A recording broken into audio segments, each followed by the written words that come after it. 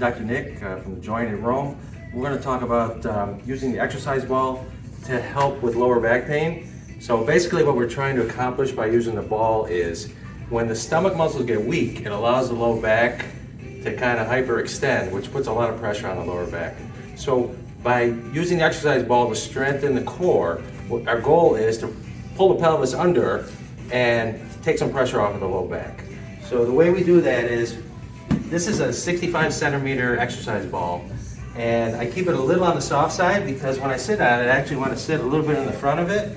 And for most people, it's probably best to start with your feet kind of up against the wall, just to stabilize you. And then what we're going to do is we're going to roll back, and this is going to stretch the back, which is actually going to feel good. It's going to take some pressure off.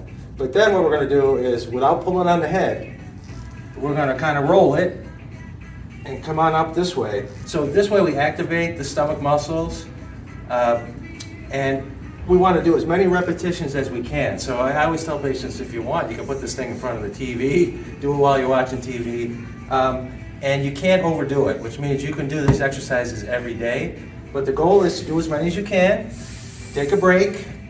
Sometimes also what I'll do is I'll do a little twisting motion. And the way I do, and the reason for doing that is because it kind of bring in the muscles on the side also, the oblique muscles. So, but if you do this every day, it will definitely loosen up your lower back. I like to do it in the morning before I take a shower. Stretches the back out, loosens it up, and you're toning the stomach at the same time. But that's really an important part of keeping the low back under control in between your adjustments.